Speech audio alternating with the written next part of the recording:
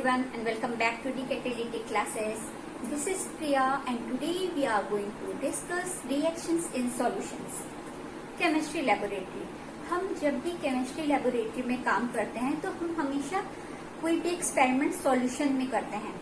तो हमें सबसे पहले कोई भी एक्सपेरिमेंट करने से पहले हमें किसी भी सब्सटेंस का कंसेंट्रेशन डिटरमिन करना होता है। तो हम अमाउंट ऑफ सब्सटेंस का कंसेंट्रेशन डिटरमिन बहुत सारे वेज में करते हैं। So first we will learn what are the ways जिसमें हम कंसेंट्रेशन को एक्सप्रेस कर सकते हैं। So the first is mass percentage, mole fraction, molarity, molality, normality. So these are the ways जिसमें हम कंसेंट्रेशन को एक्सप्रेस कर सकते हैं। Will first learn one by one what are the mass percentage, mole fraction, molarity, molality and normality, और हम कैसे इसकी न्यूमेरिकल प्रॉब्लम सॉल्व कर सकते हैं। तो सबसे पहले हम आते हैं मास परसेंटेज पे। सो how do we calculate mass percentage of anything? So the formula is mass percentage is equal to mass of solute divided by mass of solution into 100, right? तो मास परसेंटेज से question ऐसे आते हैं। Suppose question is 2 gram of any solute A is dissolved in 18 gram of water, right? We have to calculate mass percentage here. Calculate mass percentage. Mass percentage calculate करना है तो mass of solute दिया है कितना, 2 ग्राम। Mass of solution कितना होगा? Mass of solution कोई भी सॉल्यूशन हो तो solution is equal to solute plus solvent. Solute 2 gram, solvent 18 gram, तो 20 gram into 100। So mass percentage will be equal to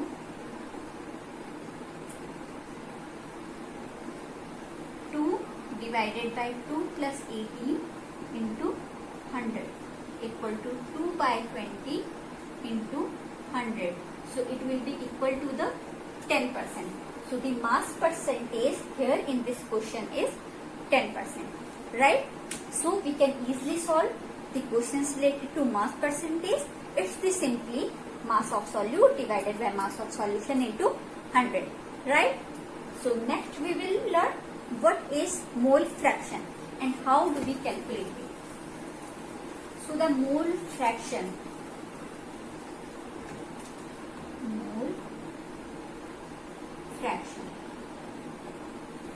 so what are the formula related to mole fraction? So the mole fraction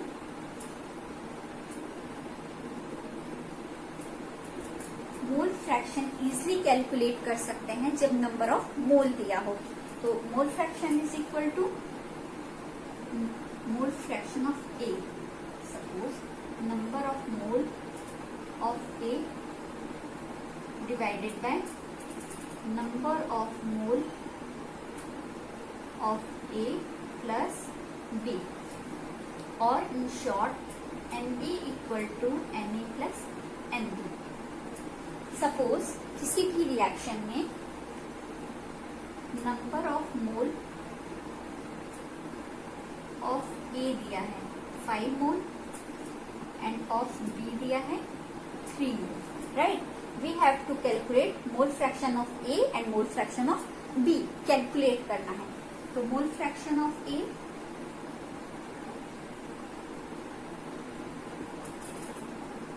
कितना हो जाएगा? Na number of mole of A कितना है? 5, total Na 5 plus 3, so it will be 5 by 8, right? Similarly अगर mole fraction of B calculate करना है तो NB it will be NB divided by Ne plus NB. So mole fraction of B will be 3 divided by 5 plus 3, right? So 3 by 8 will be the answer. Get it? So this is how we solve the questions related to mole fraction. So mole fraction is another method जिससे हम concentration को express कर सकते हैं, right? So the third is molarity.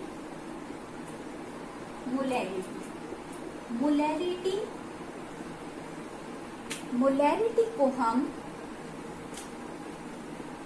molarity is equal to number of mole of solute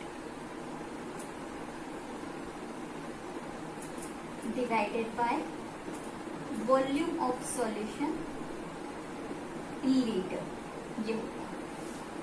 हमने पहले भी discuss किया था number of mole of solute. Number of mole हम कैसे कैलकुलेट करते हैं?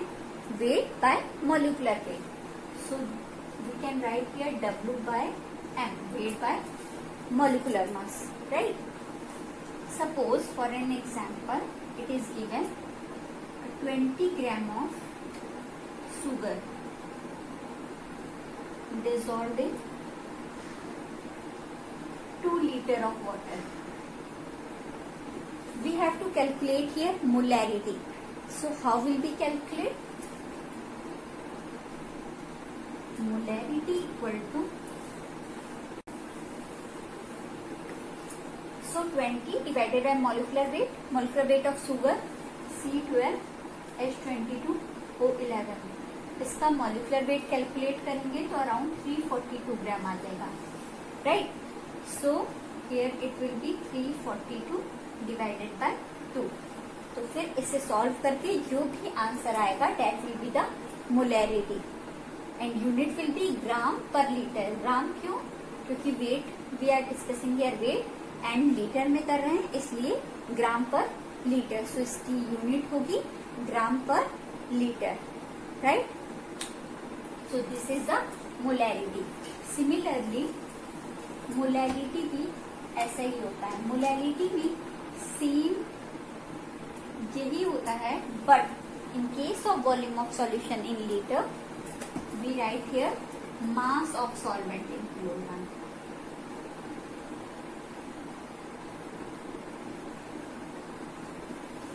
तो मोलैरिटी में भी number of mole of solute हम कैलकुलेट करेंगे simple by weight by molecular weight से, and mass of solvent in kilogram. Mass of solvent kilogram में दिया होगा और उससे हम numerical problem similarly like molarity solve कर सकते हैं, right?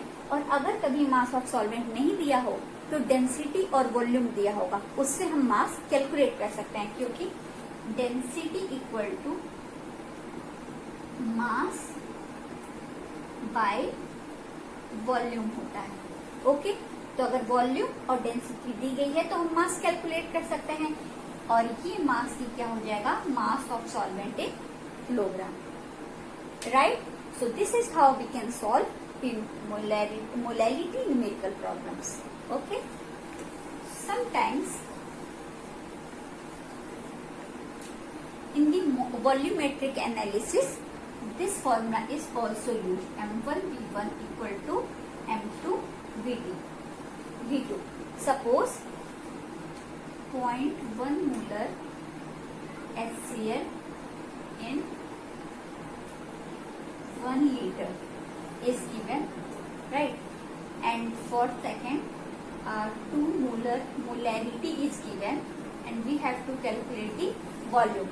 Then we can put these values in this equation, right? So molarity 0.1 into 1 liter equal to molarity 2 molar, and we can easily calculate here V2,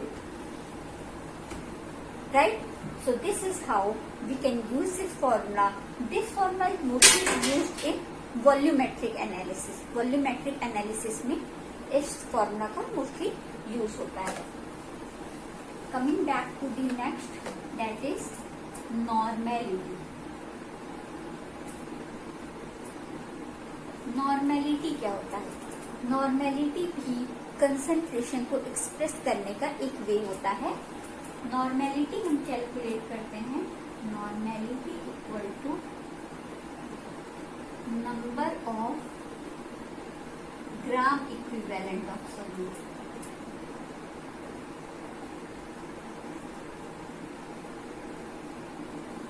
divided by volume of solution in litre. अब number of gram equivalent of solute, अब हम number of gram equivalent कैसे calculate करेंगे?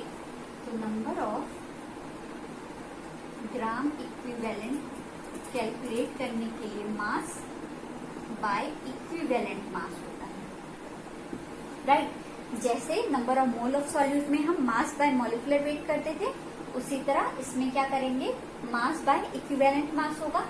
अब ये जो equivalent mass है, right, equivalent mass को हम कैसे कैलकुलेट करते हैं? So equivalent mass of acid will be molecular mass of acid divided by basicity होगा। Similarly equivalent mass of base करना हो तो मॉलिक्यूलर मास ऑफ बेस करना होगा, तो क्या होगा, same molecular mass of base divided by ACD. Molecular mass तो हम किसी का भी कैलकुलेट कर सकते हैं।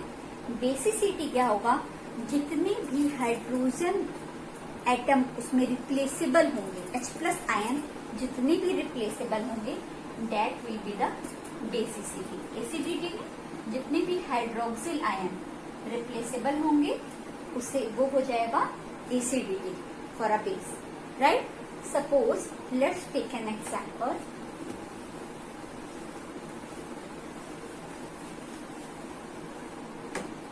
mass is given 0.63 gram, right?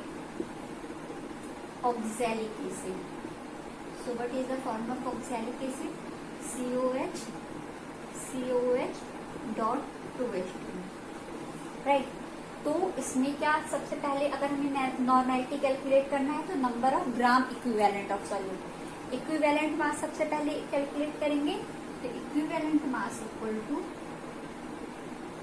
कितना हो जाएगा, इसका मॉलिक्यूलर मास हो जाएगा, इसका मास कितना होगा, अराउंड 126। जब आप कैलकुलेट करोगे तो आपको आंसर आ जाएगा, दैट विल बी मॉलिक्यूलर मास 126 है।